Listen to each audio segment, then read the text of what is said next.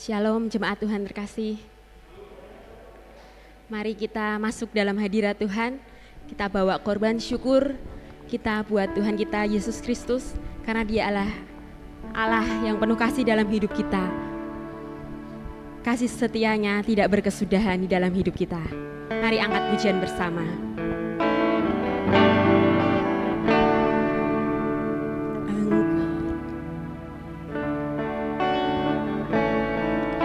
Engkau adalah bagianku, ku berharap padamu, jiwaku mencarimu, menantikanmu, hidupku penuh kebaikanmu. Engkau adalah bagianku,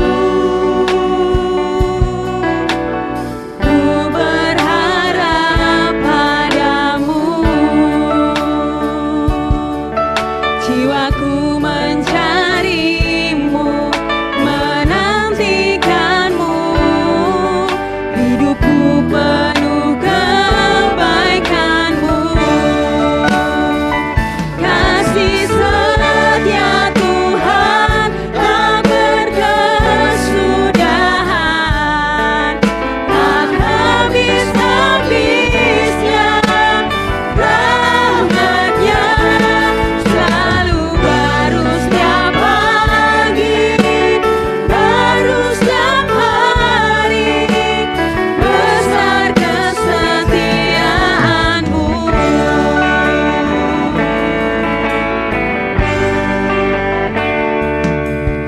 Engkau adalah bagianku, ku berharap padamu,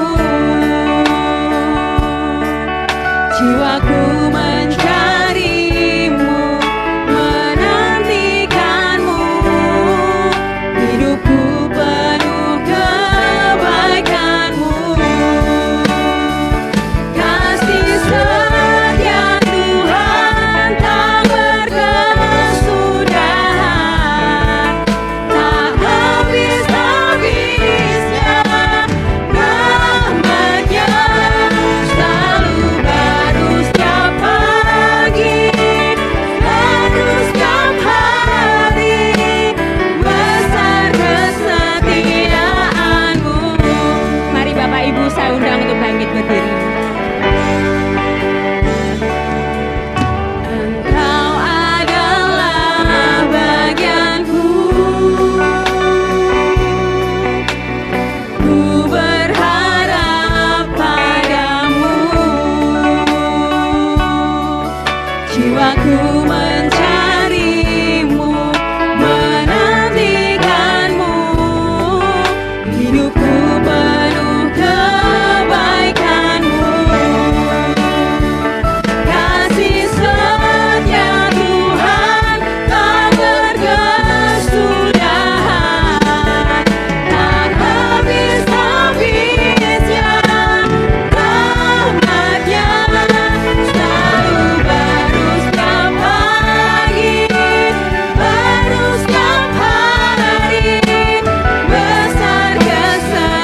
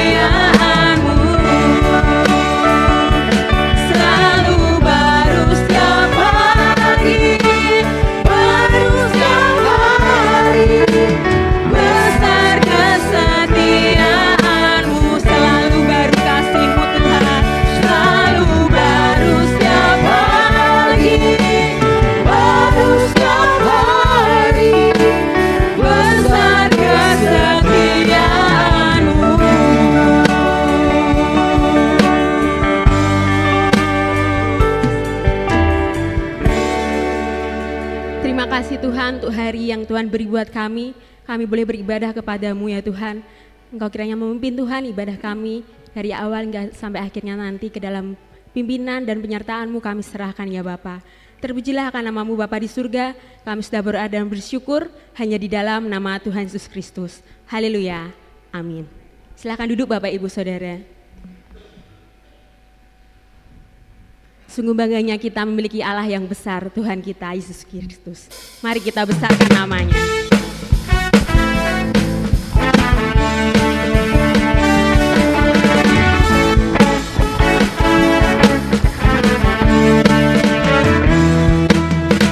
Besarlah Tuhan dan layak dipuji. Besarlah namanya, kekallah kuasanya. Aman berlindung dalam naungannya. Dia Allah bagi kita, di pihak kita. Terpujilah Tuhan, terbukti kuasanya.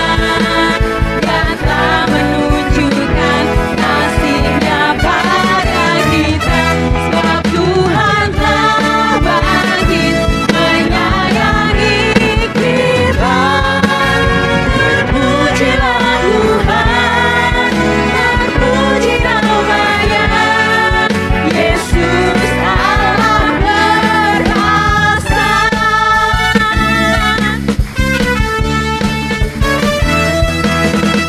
Besarlah Tuhan dan layak dipuji.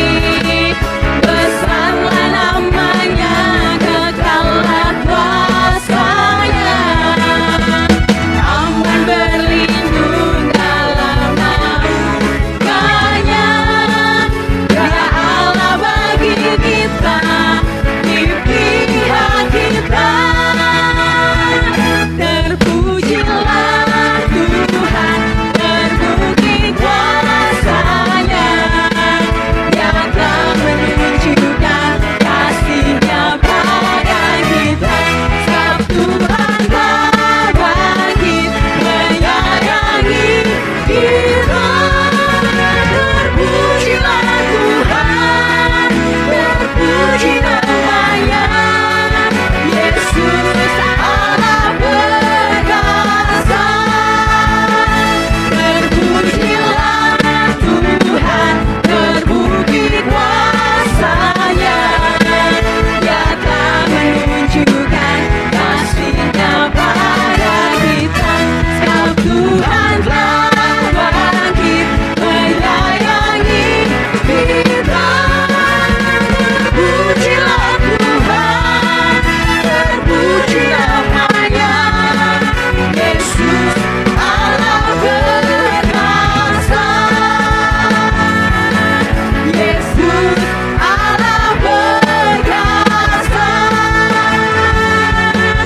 Yesus Allah perkasa. Mari kita serukan bersama. Perkasa. Saya undang Bapak Ibu untuk bangkit berdiri kembali. Dia adalah Raja di atas segala raja, Tuhan kita Yesus Kristus. Dia Allah lebih dari pemenang.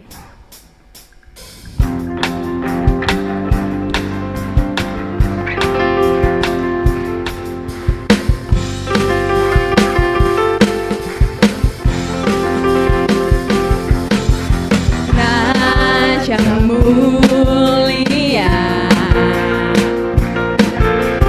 Allah pemenang, Bapa yang kekal, berkuasa selamanya. Segala ciptaan, sujud menyembah,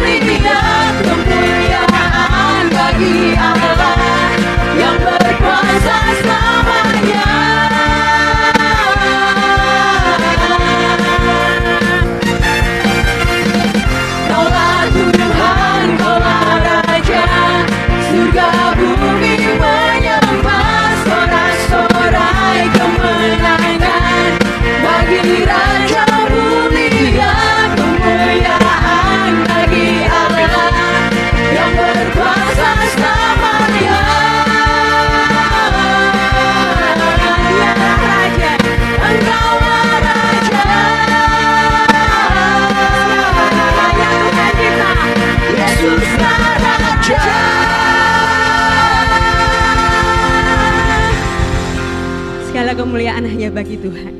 Biarlah roh-Nya memenuhi setiap kita.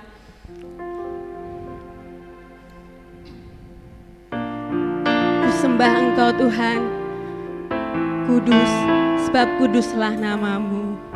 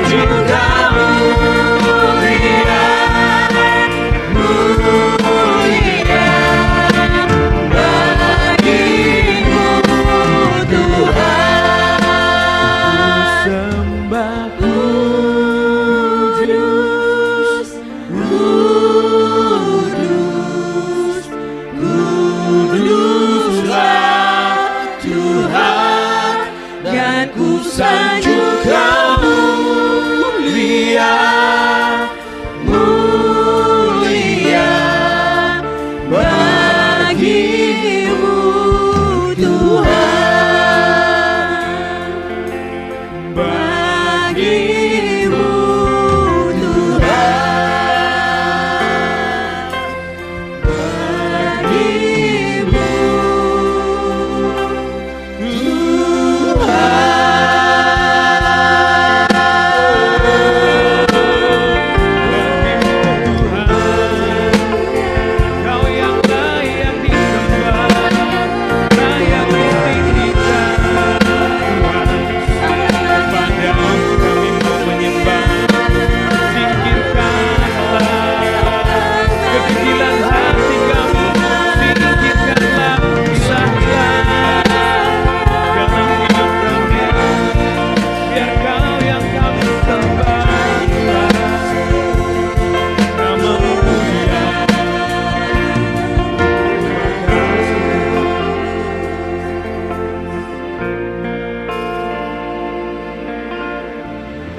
Tuhan bantu kami, Tuhan Yesus, celikan hati kami, celikan mata hati kami.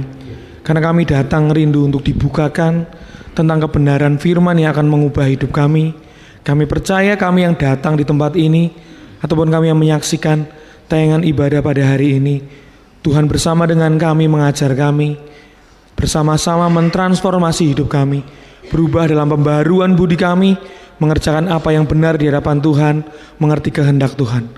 Sekarang tiba saatnya Tuhan, kami buka hati kami rindu firman-Mu yang akan kami renungkan bersama, boleh bertumbuh, berakar kuat dalam hati kami, berbuah lebat, dan kami boleh menunjukkan kami ini adalah anak-anak Tuhan yang membawa kemuliaan dan damai sejahtera. Kami bersyukur dalam nama Tuhan Yesus Kristus, pakai lidah bibir hamba-Mu Tuhan, dan setiap jemaat yang di tempat ini, kami boleh bersama-sama bersatu hati, diubahkan lewat firman Tuhan. Ke dalam nama Tuhan Yesus Kristus kami sudah berdoa. Haleluya. Amin. Silakan duduk Bapak Ibu jemaat yang dikasihi Tuhan.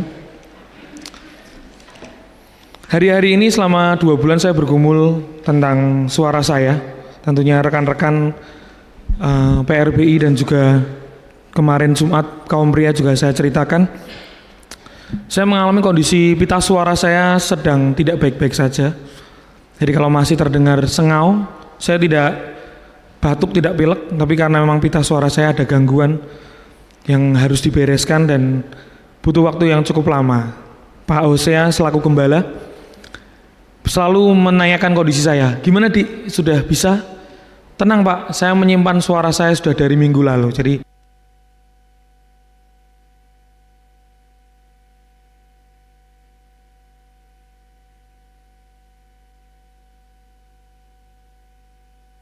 cek. Nah, suara saya sering hilang karena ada pembengkakan di pita suara saya, sehingga terkesan lebih seksi dan ngebas, tapi sebenarnya ini tersiksa juga. Pak Hosea tanyakan saya kondisinya gimana Dik, bisa untuk melayani Tuhan? Bisa Pak. Saya selama suara saya keluar, saya akan melayani Tuhan. Saya simpan, saya kasih surat dokter ke Pak Handi, karena kemarin saya tugas gak bisa. Suara saya hilang gak keluar ya kan. Cuma puji Tuhan, dikasih kesempatan pada hari ini muncul suara. Nah ini suara untuk menyatakan kebenaran firman Tuhan. Mari kita buka bersama-sama. Hari ini kita mau belajar di Hakim-Hakim 2 ayat 6 ayat 1 sampai 32. Tidak perlu dibaca semuanya, karena saya guru sekolah minggu, kita akan bersama-sama mengingat kembali pelajaran sekolah minggu. Hakim-Hakim 6 ayat 1 sampai 32. Hakim-Hakim 6. Tidak asing di telinga kita waktu kita mau menyatakan kepada anak cucu kita atau murid-murid atau orang-orang di sekitar kita, jadilah diri sendiri. Nah, tema hari ini saya mau mengangkat tentang know your worth, atau ketahuilah atau kenalilah nilaimu. Banyak orang mengatakan jadilah diri sendiri, jadilah dirimu sendiri. Ini ungkapan yang baik, tapi tidak selamanya benar. Jadilah dirimu sendiri. Ya kalau dirinya ini sendiri adalah sosok yang baik. Ya kalau dirinya ini sendiri adalah seseorang yang memang diperkenan Tuhan. Maka hari ini kita mau mengulik bersama, kita mau belajar bersama dari seorang tokoh bernama Gideon ini. Dia seorang hakim Israel yang kita kenal, seorang pahlawan yang gagah perkasa. Tapi kita mau lihat, apakah menjadi diri sendiri sesuai dengan kehendak Tuhan, atau jadi diri sendiri menurut watak kita. Pak Hosea dan hamba Tuhan lain pernah menyinggung, watak bisa diobati, watak digowo sampai mati. Nah ternyata ini bertentangan dengan firman Tuhan. Tuhan rindu untuk kita semua diubahkan. Jadi watak yang orang bilang gak bisa dirubah, bersama dengan Tuhan. Kalau Tuhan ingin minta seseorang yang dilingkupi oleh ketidakpercayaan pada dirinya atau kerendah dirian seseorang, Tuhan mau mengubah hal itu dan minta hal itu untuk kamu datang berani untuk menyiarkan firman Tuhan, untuk menyampaikan kebenaran, maka jadilah. Dan mari kita baca bersama-sama. Gideon diangkat menjadi hakim. Tetapi orang Israel melakukan apa yang jahat di mata Tuhan. Sebab itu Tuhan menyerahkan mereka ke dalam tangan orang Midian 7 tahun lamanya. Dan selama itu orang Midian berkuasa atas orang Israel. Karena takutnya kepada orang Midian itu, maka orang Israel membuat tempat-tempat perlindungan di pegunungan, yakni gua-gua dan kubu-kubu. Setiap kali orang Israel selesai menabur, datanglah orang Midian, orang Amalek, dan orang-orang dari sebelah timur, lalu maju mendatangi mereka. Berkemahlah orang-orang itu di daerah mereka dan memusnahkan hasil tanah itu sampai ke dekat Gaza, dan tidak meninggalkan bahan makanan apapun di Israel, juga domba atau lembu atau keledai pun tidak. Sebab orang-orang itu datang maju dengan ternaknya dan kemahnya, dan datangnya itu berbanyak-banyak seperti belalang. Orang-orangnya dan unta-untanya tidak terhitung banyaknya. Sekaliannya datang ke negeri itu untuk memusnahkannya, sehingga orang Israel menjadi sangat melarat oleh perbuatan orang Midian itu. Lalu berserulah orang Israel kepada Tuhan. Ketika orang Israel berseru kepada Tuhan karena orang Midian itu, maka Tuhan mengutus seorang nabi kepada Israel yang berkata kepada mereka, beginilah firman Tuhan Allah Israel, akulah yang menuntun kamu keluar dari Mesir dan yang membawa kamu keluar dari rumah perbudakan. Aku melepaskan kamu dari tangan orang Mesir dan dari tangan semua orang yang menindas kamu. Bahkan aku menghalau mereka dari depanmu, dan negeri mereka kuberikan kepadamu. Sampai sini dulu. Sebelum kita masuk ke tokohnya, di salah satu bagian firman Tuhan, terjemahan di firman Allah yang hidup, di ayat pertama, kita simak di ayat pertama. Kalau di firman Allah yang hidup dikatakan, lalu bangsa Israel mulai lagi menyembah Allah-Allah lain. Jadi dikatakan di sini, tetapi orang Israel melakukan yang jahat. Kalau di terjemahan yang lain dia dikatakan mereka mulai menyembah Allah-Allah lain atau berhala-berhala. Itu yang keji di mata Tuhan. Itu yang mendukakan hati Tuhan. Pribadi yang menyongsong, mengeluarkan, membebaskan dari slavery atau perbudakan ke tanah perjanjian, dikhianati dengan menyembah Allah-Allah lain. Itu hal yang keji di mata Tuhan. Karena itu Tuhan membiarkan, dikatakan membiarkan, menyerahkan di LAI, di terjemahan baru diganti dengan firman Allah yang hidup, itu membiarkan, seolah-olah dibiarkan, membiarkan musuh-musuh merongrong mereka.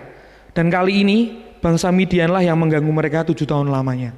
Sebelumnya kalau kita baca flashback, ada kemenangan besar di bangsa Israel lewat hakim bernama Deborah.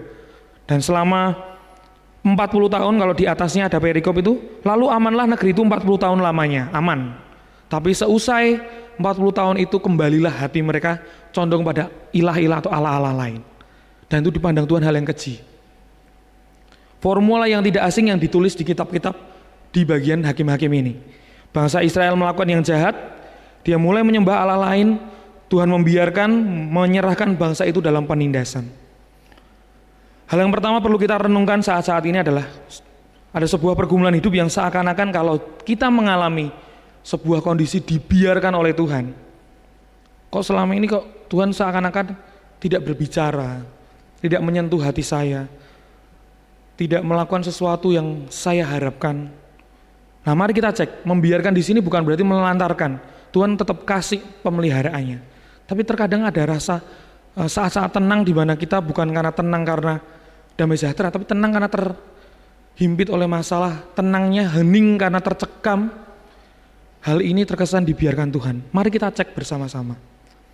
Dalam aspek hidup kita, atau dalam komunitas kita, atau mungkin bangsa kita ini sedang mendukakan hati Tuhan. Pada masa itu bangsa Midian menindas bangsa Israel dan membuat kemelaratan bagi mereka. Kemiskinan, teror, ketakutan menyelimuti hati bangsa Israel. Dan hal ini membuat mereka diam karena tertekan. Orang-orang Midian berkemah mengelilingi areanya orang Israel. Sampai kalau dikatakan di Alkitab banyak sekali sampai tidak bisa dihitung. Seperti belalang. Artinya mereka menduduki tanah perjanjian, tapi ketika mereka meninggalkan Tuhan dan menyembah Allah lain, mereka langsung terkepung, terhimpit. Nah, mari kita koreksi dalam kehidupan kita kalau kita sedang terhimpit itu. Memang Tuhan sedang menguji kita, atau ada hal yang memang sedang kita mau harus koreksi. Salahkah apa yang kita kerjakan? Pertanggungjawaban apakah yang harus kita kerjakan untuk kembali punya keintiman dengan Tuhan? Hal pertama yang kita renungkan bersama-sama. Ayat ini dibuka dengan Israel melakukan yang jahat di mata Tuhan. Adakah kejahatan dalam diri kita yang mungkin orang lain tidak tahu tapi kita tahu dan Tuhan tahu? Dan Tuhan saat ini diam. Mau tanya pada kita, Mau sampai kapan? Ada ilah lain atau Allah lain? Ada prinsip filsafat-filsafat yang masih kita anut yang tidak sesuai dengan kebenaran firman Tuhan yang membuat Tuhan sedih. Hidup dalam ketakutan dan teror membuat mereka harus bersembunyi di goa-goa yang sulit ditemukan di pegunungan. Di ayat yang keempat, boleh disorotkan di terjemahan baru. Saya kutip dari bahasa Indonesia masa kini. Mereka berkemah dengan daerah Israel dan merusak semua tanaman di sana sampai ke daerah sekeliling Gaza sebelah selatan.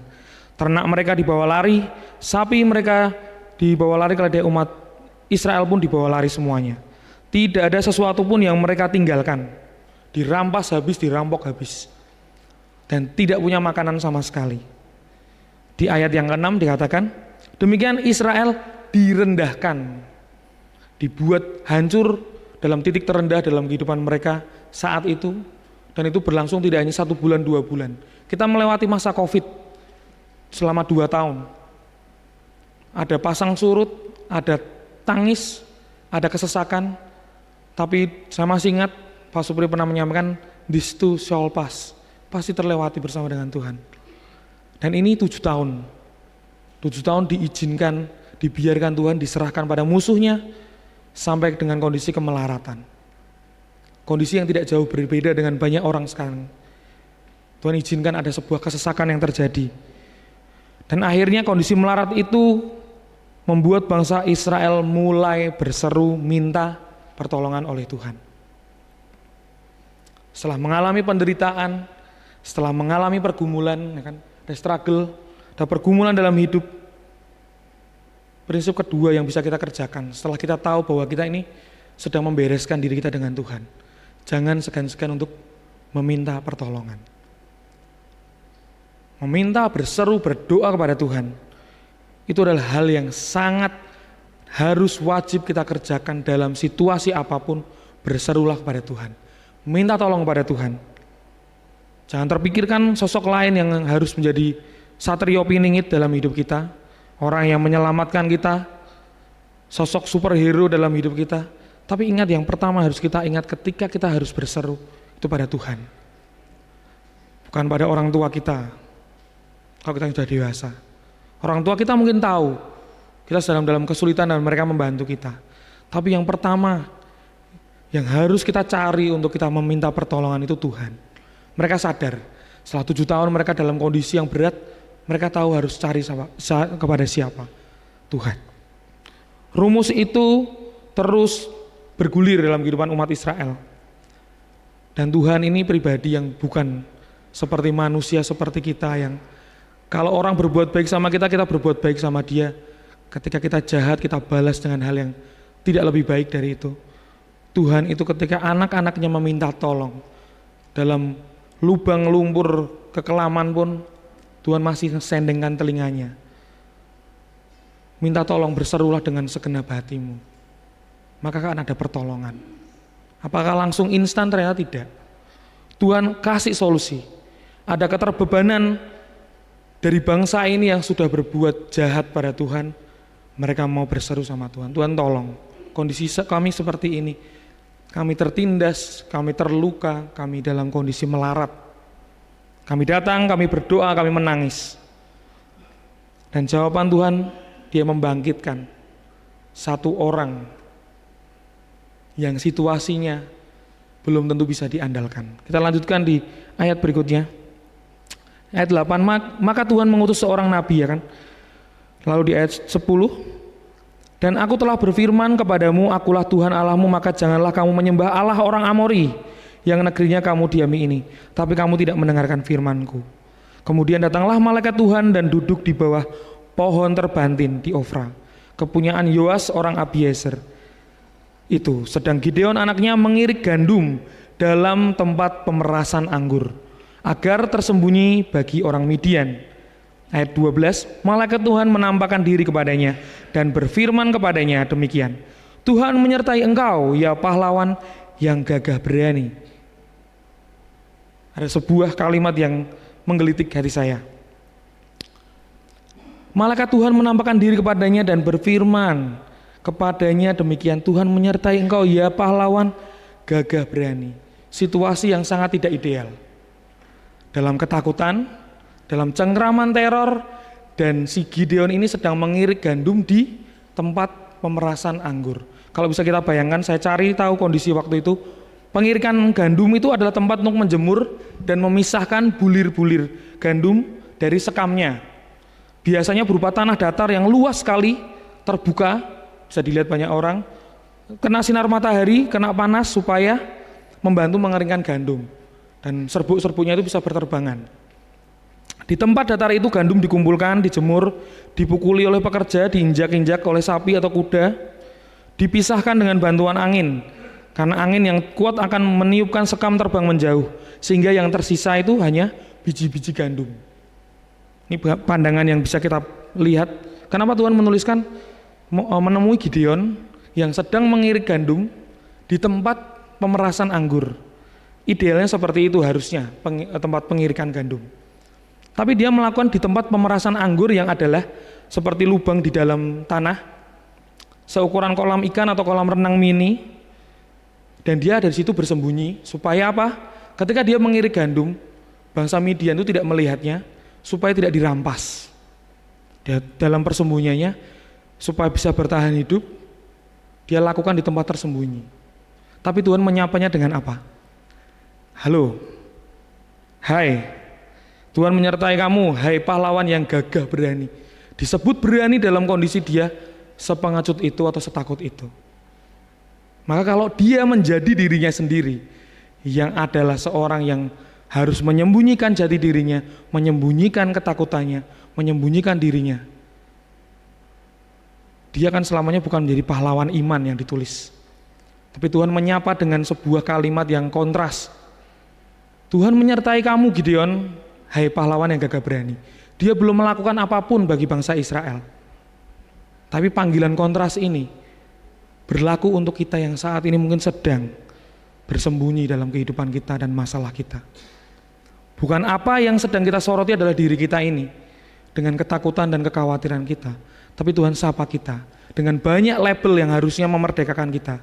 Hai kamu sahabatku, hai kamu anakku, hai kamu orang yang berani. Kita lagi bersembunyi dalam masalah, kita lagi bergumul dalam pergumulan iman dan masalah kita. Tuhan bilang, hai kamu pahlawan yang gagah berani. Tapi Gideon takut dan bersembunyi. Mereka ingin supaya makanan mereka aman, cerdik ya. Tuhan tidak memberikan penilaian berdasarkan dari apa yang dikerjakan dia saat itu.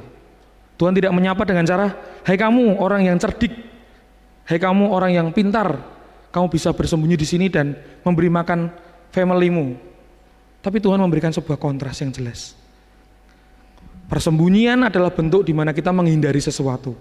Tapi Tuhan bilang, Tuhan menubuatkan yang kedepannya bahwa kamu ini yang sedang bersembunyi sekarang ini, di kemudian hari kamu akan disebut pahlawan yang gagah berani. Orang yang berani itu bukan orang yang tidak mengenal rasa takut.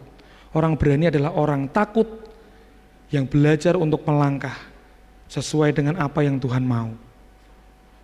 Anak-anak Tuhan bukan berarti tidak memiliki rasa takut sama sekali. Rasa takut itu kan alami, sebagai sense of danger. Kalau dia menonjolkan dirinya untuk mengirik gandum di depan bangsa Midian, itu namanya cari perkara. Dia punya tanggung jawab, tapi dia tahu bahwa dia ini lemah.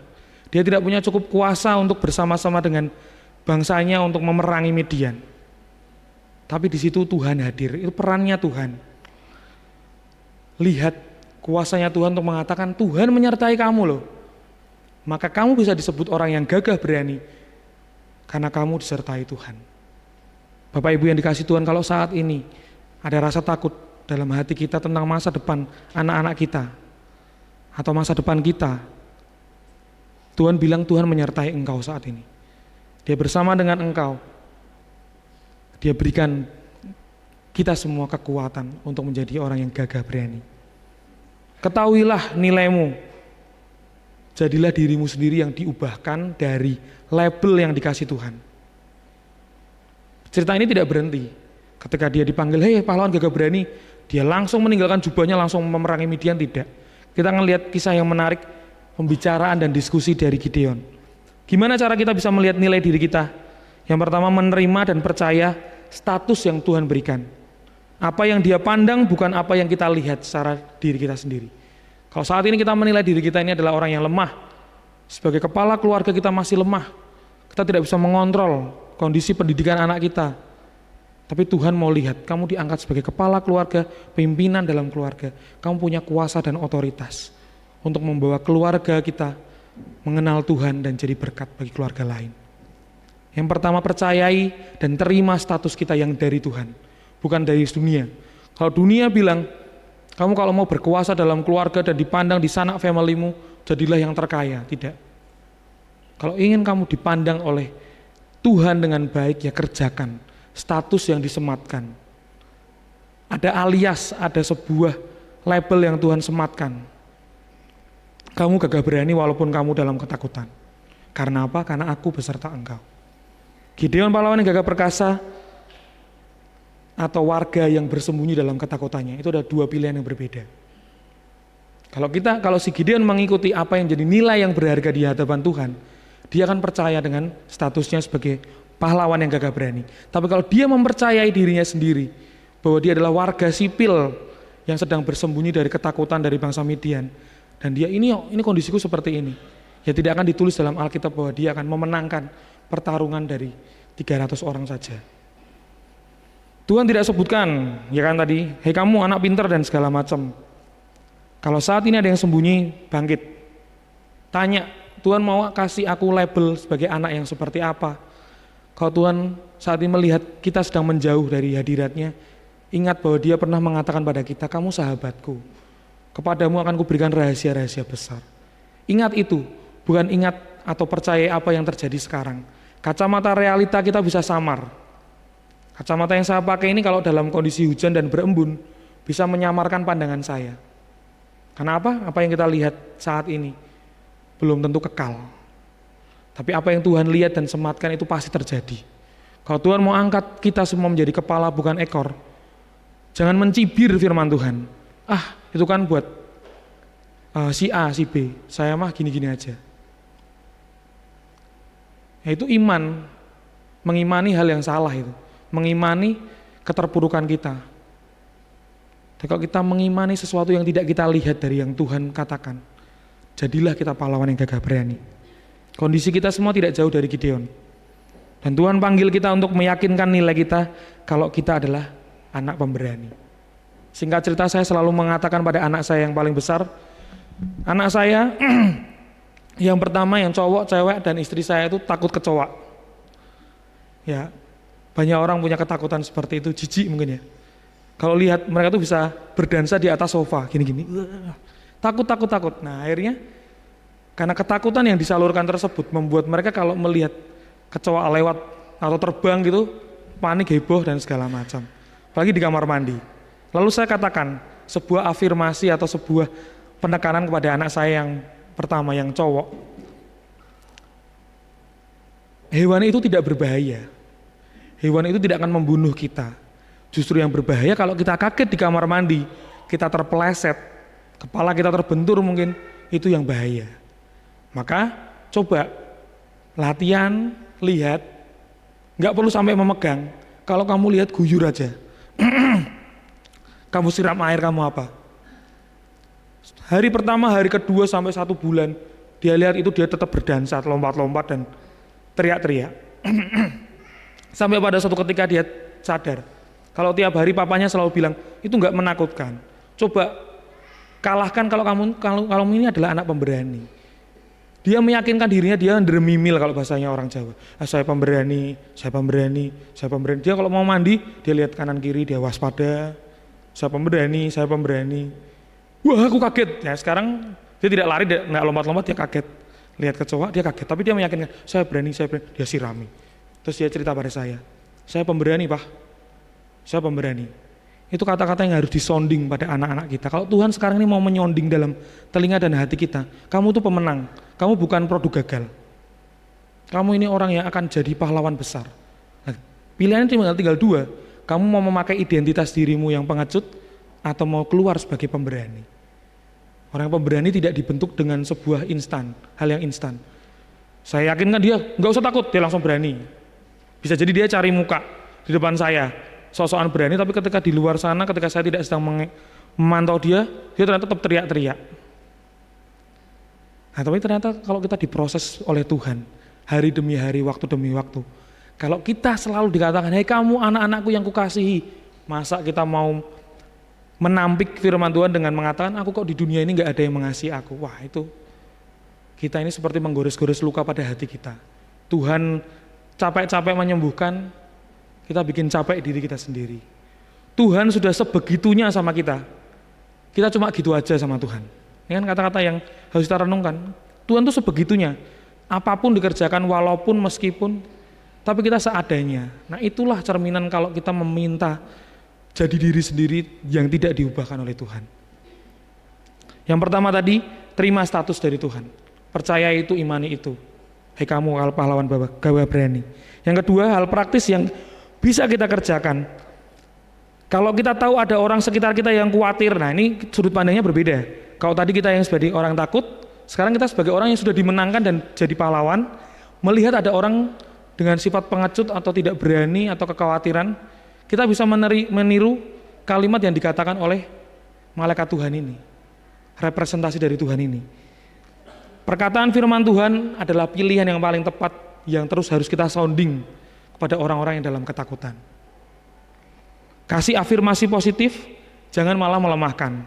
Malaikat Tuhan kalau saya visualkan dalam otak saya ketika saya persiapan, kalau dia lihat Gideon, lah kamu malah di situ, dingok kan dari atas bersembunyi. Orang kok nggak berani, kamu tuh nggak berani. Kamu tuh jadi beban dalam keluarga kamu yang sudah sukunya paling kecil, kamu malah kayak gini. Tapi Tuhan memilih pilihan yang lain untuk mengatakan sebuah firman daripada dia memberikan tekanan. Kalau di bahasa sehari-hari, kalau di rumah kita ada anak kita yang nganggur, kita nggak perlu memberikan kata-kata yang melemahkan hati mereka dan perjuangan mereka. Kita bilangnya gini, halah kamu ini beban keluarga, segone terus bontak-entak kerja sana. Nah, tapi kita bisa memilih opsi kedua. Kita perkataan iman kita, hei kamu, nak, anakku yang saat ini sedang menantikan pekerjaan atau akan dibangkitkan sebagai pengusaha. Namanya pengusaha kan mengusahakan sesuatu. Dia melamar kerja, dia kesana kemari cari pekerjaan. Ada sebuah kata ganti yang lebih proper yang harus kita kerjakan pada anak itu. Tiap hari kita soundingkan. Dia mungkin belum bekerja atau mungkin dipandang pekerjaannya belum cukup bisa menghidupi dia. Katakan perkataan yang positif. Firman Tuhan mengajarkan kita untuk mengatakan, hei kamu, gak usah khawatir. Saya orang tua, saya akan berjuang bagi kamu karena kamu anak. Maka kamu berjuang untuk dirimu sendiri.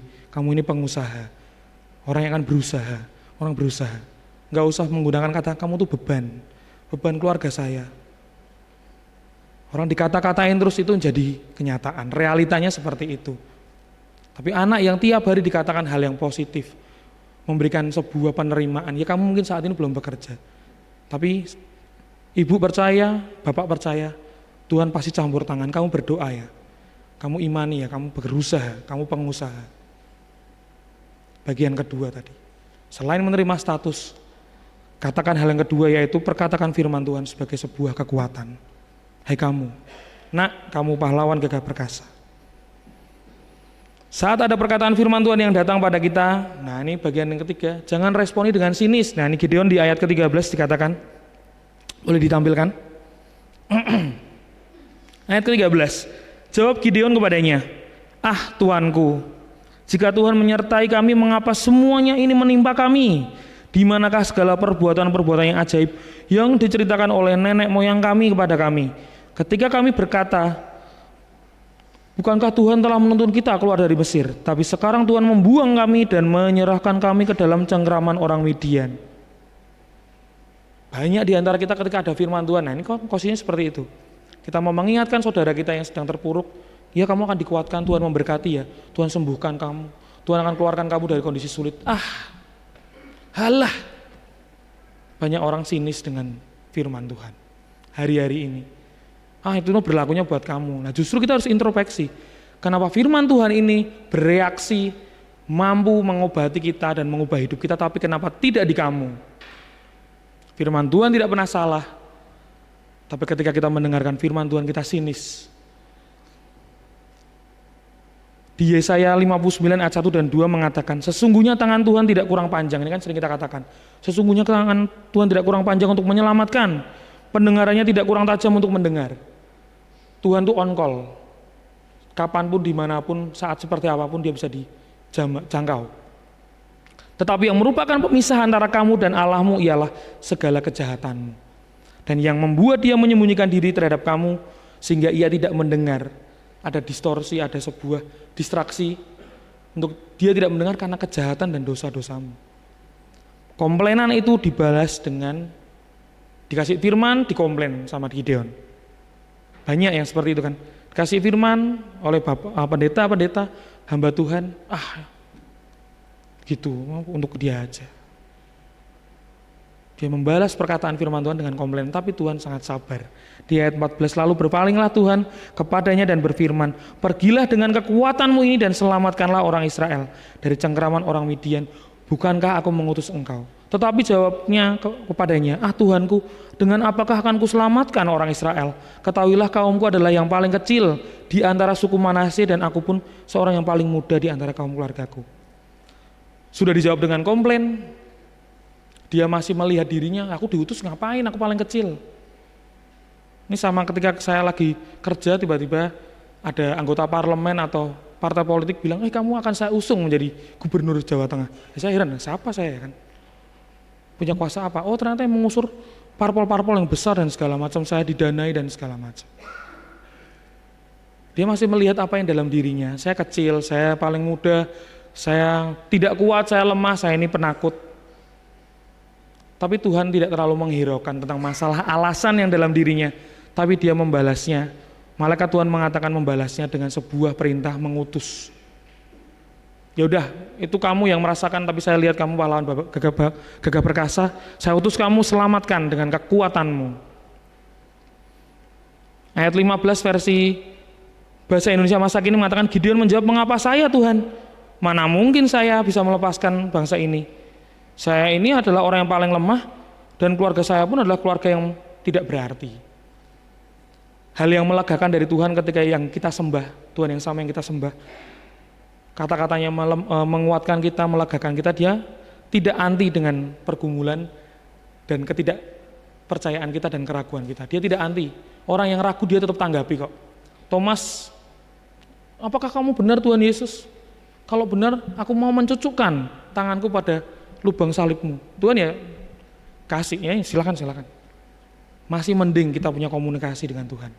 Masih mending kita punya sebuah pergumulan dan kita diskusi dengan dia. Daripada diam-diam langsung meninggalkan dia. Tuhan tanggapi. Ya kamu paling muda, kamu oke. Tapi saya ingin kamu menyelamatkan bangsa Israel. Bahkan proses pengutusan dari Tuhan pada Gideon membawa sebuah pemahaman baru. Berfirmanlah Tuhan di ayat 16. Dia menanggapi komplainan itu, ketidakpercayaan diri dari Gideon. Dia menanggapi dengan ayat 16. Kita jadi rema dalam hidupan kita ya. Berfirman Tuhan kepadanya, tetapi akulah yang menyertai engkau. Sebab itu aku akan memukul kalah orang Midian itu sampai habis. Di terjemahan yang lain dikatakan, aku ini loh akan membuat kamu mengalahkan itu karena aku bersama dengan engkau. Seperti mengalahkan satu orang saja. Ya orang sebanyak itu nanti akan aku buat peperangan di mana aku berperang bersama dengan kamu. Kamu akan melihat. Kamu kayak perang sama satu orang aja. Nah, ini yang melegakan. Ketakutan, komplainan kita, kekhawatiran kita, melihat dengan kacamata diri kita. Tapi Tuhan punya cara lain. Oke, kamu menyebutkan mawas diri si Gideon. Saya lemah, paling kecil, oke. Tapi Tuhan tidak memberikan sebuah persetujuan. Memang kamu gitu kok, tidak. Oke, wong aku yang akan perang dengan kamu. Bersama dengan saya. Bersama dengan aku mendampingi engkau melewati badai hidupmu. Pertanyaan, kamu mau diutus atau tidak? Ya, mau diutus. Maka jawabnya, jika sekiranya aku mendapat kasih karunia di matamu, maka berikanlah aku tanda dan segala macam. Dia ada tanda. Dikasih roti, daging, terbakar. Belum percaya lagi, nanti ada tanda yang dia minta lagi. Sampai pada waktunya dia sadar, Tuhan beneran yang mengutus. Ketakutan, celaka aku telah melihat muka Tuhan. nanti aku mati. Enggak. Tuhan menenangkan. Kamu tuh tak utus, bukan untuk aku matikan. Mau enggak terima sebuah kerjasama untuk memenangkan bangsa ini? Ketakutan kita mungkin secara pribadi, tapi mungkin kita akan dipanggil. Maka prinsip ketiga yang bisa kita pelajari, kalau Tuhan mau bentuk nilai hidup kita lebih baik lagi, kita harus melakukan atau terlibat dalam pekerjaan Tuhan. Orang-orang yang sibuk dengan nilai pribadinya sendiri, dia itu lagi ngirik gandum di tempat pemerasan anggur. Artinya apa? Itu untuk dirinya sendiri, hanya untuk kepentingan golongannya dia. Tapi orang-orang yang sedang berdoa, lepaskan bangsa ini, ya jangan kaget ternyata kalau jawaban dari doa kita adalah pengutusan Tuhan atas kita. Kamu lihat kondisi sekarang, bangsanya seperti ini, Tuhan tolong Tuhan. Ternyata Tuhan kasih jawabannya lewat kita. Doakan bangsamu, kesejahteraan kotamu, kesejahteraan bangsamu adalah kesejahteraanmu juga. Ini berlaku untuk kita semua, saudara-saudara. Dan bagian terakhir yang indah, yang saya ingin bagikan, kita lihat di ayat 24. Hakim-Hakim 6 ayat 24. Lalu Gideon mendirikan mezbah di sana bagi Tuhan dan menamainya Tuhan itu keselamatan. Mezbah itu masih ada sampai sekarang di Ofra, kota orang Abiezer. Tuhan itu keselamatan, kalau kita lihat dari bahasanya dia dikatakan Jehovah Shalom. Karena dia terselamatkan, dia diubahkan cara pandangnya. Maka ketika kita berdoa dengan Tuhan, kita percaya dengan pertolongan dia, kita percaya dengan transformasi yang akan dikerjakan Tuhan dalam hidup kita, akan ada apa? Pengenalan yang baru akan Tuhan. Kita tidak lagi menyebutnya Tuhan sebagai kemana engkau Tuhan, nenek moyangku bilang, bapakku bilang, ibuku bilang Tuhan memberkati keluarga ini, aku kok melarat dan segala macam. Ternyata akhirnya ada sebuah perubahan pola pikir, perubahan nilai hidup, cara pandang dia melihat. Aku mungkin belum menyelamatkan bangsa Israel, tapi aku bisa mengatakan mendirikan mezbah Jehovah Shalom, Tuhan itu keselamatan. Saya siap menjadi seorang pribadi yang dipakai Tuhan. Dimulailah kisah pahlawan Gideon. Kalau kita baca seterusnya, Bapak Ibu boleh teruskan membacanya sampai pasal ke-7. Langkah awal untuk meresponi panggilan Tuhan dan pengutusan adalah, singkat cerita, dia mulai dengan cara menyingkirkan berhala terdekat dalam ruang hidupnya. Apa yang dia kerjakan? Dia hancurkan kuil-kuil Baal yang dibuat oleh ayahnya, Yoas. Malam-malam itu, jadi nggak langsung berani tiba-tiba terang-terangan, saya mau singkirkan bangsa ini. Ternyata dia harus menyingkirkan sebab musabab yang pertama dulu Tuhan berduka. Pertemuan dengan Tuhan akan mengubahkan kita untuk tahu apa yang tidak Tuhan sukai, kita akan singkirkan, dihancurkan, walaupun kondisinya malam-malam. Masih ada ketakutan tapi dia mau melakukannya, dia mau melangkah. Hancurkan ilah-ilah berhala-berhala dalam hidup kita yang paling dekat dengan kita, yang mengikat diri kita, yang membuat Tuhan berduka. Singkirkan itu dari hal yang terdekat di antara kita. Mari singkirkan hal-hal yang menjauhkan kita dari Tuhan, yang menjauhkan kita dari relasi dari Tuhan. Cari tahu Baal-Baal modern seperti apa yang memisahkan kita dan keluarga kita dari Tuhan. Keluarga yang harmonis, keluarga yang rukun mendatangkan sukacita. Kalau ada yang tergerogoti keluarganya, hatinya, cari tahu ilah apa yang harus Tuhan kita singkirkan untuk membuat Tuhan bersukacita dalam hidup kita. Apakah nilai kita ditentukan dari apa yang dunia lihat atau yang Tuhan lihat? Ini akan menentukan cara kita berpikir. Gideon yang sudah diubahkan pola pikir dan pandangannya, membuat sebuah komitmen, akan kuhancurkan apa yang mendukakan Tuhan. Dia berhadapan dengan bapaknya, setelah ketahuan dia menghancurkan mezbah Baalnya, sekelilingnya akan menggeruduk dia atau ngeroyok dia, tapi bapaknya bilang, kamu gak usah ngurusi Baal lah, kalau Baal bisa menyelamatkan dia, ya biar berurusan sama Gideon. Maka dia dikatakan Yerubaal. Dia menumpas kuil-kuil mezbah-mezbahnya Baal untuk menunjukkan bahwa saya ini adalah pahlawan yang gagah perkasa bersama dengan Tuhan. Dan waktu demi waktu kalau dibaca seterusnya, dia membawa kemenangan bagi bangsa Israel. Maka pahami, ketahui panggilan hidup kita. Jangan lihat apa yang saat ini, realita kita saat ini, tapi lihatlah janjinya Tuhan yang pasti tergenapi. Selama kita sebagai wadah janjinya ini tidak mengalami kebocoran, pasti akan dipenuhkan. Terima sudut pandang firman Tuhan dan imani, perkatakan firman Tuhan, terlibatlah dalam pekerjaan Tuhan, dan mulai kerjakan ketaatan dari hal yang terkecil untuk menyukakan Tuhan. Amin. Mari kita angkat pujian. Bukan dengan kekuatanku.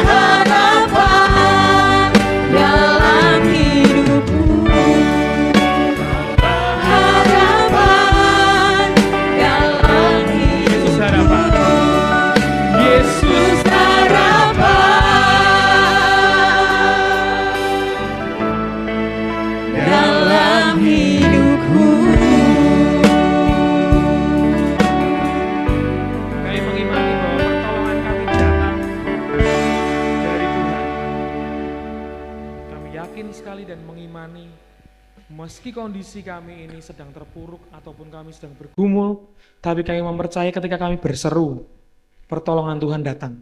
Amin. Mungkin kondisi kami tidak sama dengan bangsa Israel yang melarat, tapi hari-hari ini mungkin kehidupan kami sulit. Tapi kami percaya tangan kuat Tuhan menopang kami. Telingamu yang sangat tajam mendengarkan seru doa kami. Dan kami mengimani Engkaulah Tuhan yang menjadi sumber solusi dan juga jawaban dalam hidup kami. Bukan dengan kekuatan kami Tuhan kami rindu untuk mengerjakan hidup kami. Tapi kami merindukan ada Tuhan yang selalu ada bersama dengan kami, mengerjakan peperangan dalam hidup kami. Kami yang mungkin saat ini Tuhan temui sebagai orang-orang yang terluka dan bersembunyi. Tapi kini kami datang Tuhan. Dan kau sebut kami pahlawan yang gagah perkasa. Kau sebut kami adalah anak-anak yang berani. Anak-anak kuat yang mampu menghadapi gelombang badai kehidupan. Dan keluar sebagai pemenang. Kami bersyukur kisah Gideon akan membuat kami sadar dan mengingatkan tentang iman kami. Bahwa bukan yang terpenting bukan apa yang kami lihat dari diri kami, cara pandang kami, cara pandang dunia, tapi apa yang terlebih penting adalah melihat prinsip iman yang Tuhan ingin jadikan dalam hidup kami. Tuhan melihat jauh ke depan bagaimana nubuatan Engkau menjadikan kami ini adalah pribadi yang memenangkan banyak hal. Dan kami bersyukur pagi hari ini, saat ini kami ada di ruang ibadah ataupun di rumah, akan terus dibawa pada kemenangan lagi. Kuatkan kami Tuhan, singkirkan kami dari keraguan, berikan kami waktu untuk terus berkomunikasi dengan Tuhan, dan libatkan kami dalam pekerjaan tangan Tuhan. Yang bersyukur pakai kami sebagai alat-Mu, berikan kami kekuatan untuk menyebarkan kabar gembira dan firman. Kami meyakinkan banyak orang bahwa Tuhan Yesuslah harapan dalam hidup kami semua.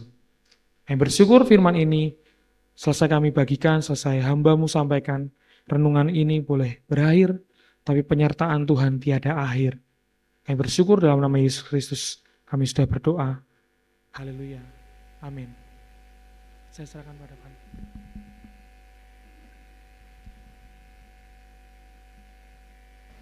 Kita akan menyimak Warta Sepekan.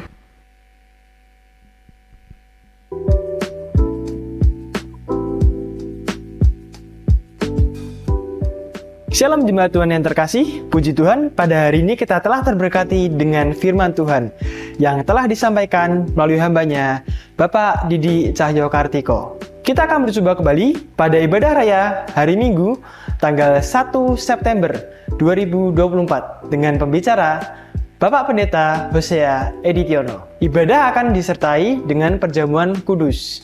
Dan berikut warta sepekan yang akan kami sampaikan. Ikutilah ibadah secara onsite dengan setia di Gereja Bethel Indonesia Hosana Semarang setiap minggu pukul 7 pagi. Ibadah online dapat Anda ikuti melalui channel YouTube GBI Hosana Semarang pukul 6 petang. Persembahan dapat dimasukkan ke dalam kotak persembahan yang telah disediakan. Dan persembahan juga dapat ditransfer melalui Bank Tahapan BCA atas nama Bapak Supriyanto DRS dengan nomor rekening 898 512 6263 atau melalui Ibu Lindasari di Toko Dinar Stationery, Jalan Krakatau Raya, Semarang. Bagi adik-adik yang terkasih, ikutilah ibadah anak Bethel Indonesia setiap minggu pukul 7 pagi di ruang sekolah minggu Gereja Bethel Indonesia Hosana Semarang. Bagi pemuda remaja yang terkasih, ikutilah ibadah pemuda dan remaja Bethel Indonesia setiap Sabtu pukul 6.30 petang di Gereja Bethel Indonesia Hosana Semarang. Demikian warta sepekan yang dapat kami sampaikan. Terima kasih atas perhatiannya. Tuhan Yesus memberkati. Pengumuman selanjutnya. Hadir dan ikutilah persekutuan kekal Jumat 30 Agustus 2024 pukul 18.30 waktu Indonesia Barat. Kekal Karmel, firman Tuhan oleh Bapak Supriyanto, tempat keluarga Bapak Joko Susanto, Jalan Purwosari 4, nomor 16A atau di Pastori. Kekal Hermon, firman Tuhan oleh Bapak Hosea, tempat Ibu Darmadi, Jalan Kanal Sari Barat, Gang 8 nomor 2, dilaksanakan hari Selasa 27 Agustus 2024. Kekal Betania, firman Tuhan oleh Bapak Suharto, tempat keluarga Bapak Didi, Jalan Murti Pesona 2, nomor 51. Kekal Yerusalem, firman Tuhan oleh Ibu Manurung, tempat Ibu Ani, Jalan Sinar Pelangi, nomor 33. Demikian pengumuman, saya persilahkan Bapak Gembala untuk doa berkat dan penutup.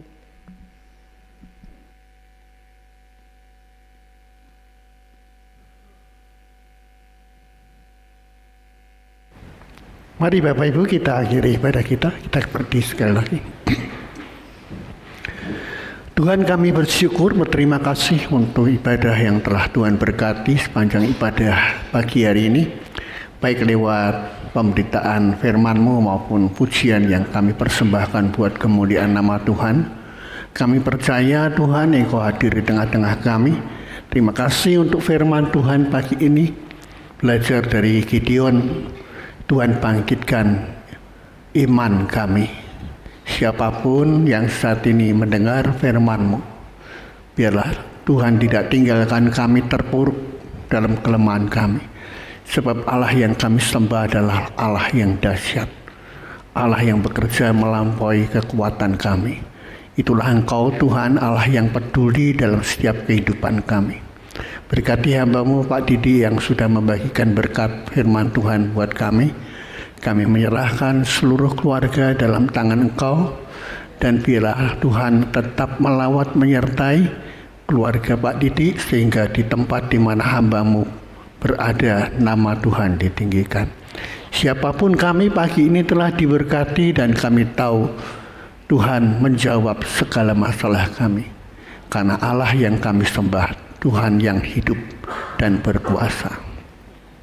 Sekarang Bapak Ibu, angkatlah kedua tangan-Mu, terimalah berkat Tuhan pagi hari ini. Pulanglah dalam kasih damai sejahtera Allah, kasih Allah Bapa, pengorbanan Yesus Kristus Tuhan di Golgota, dan persekutuannya yang intim melalui Roh-Nya yang kudus, terus menyertai memberkati kita semua saat ini, di mana kita akan diberkati Tuhan dalam segala hal. Apapun yang kita kerjakan dibuat Tuhan berhasil. Tuhan memberkati engkau dan melindungi engkau. Tuhan menyinari engkau dengan kasih karunia-Nya. Dan saat ini Tuhan menghadapkan wajah-Nya kepadamu untuk memberikan damai sejahtera Allah. Hari ini, esok, sampai Maranatha, Yesus datang kembali. Yang percaya di dalam Yesus berkata, Amin.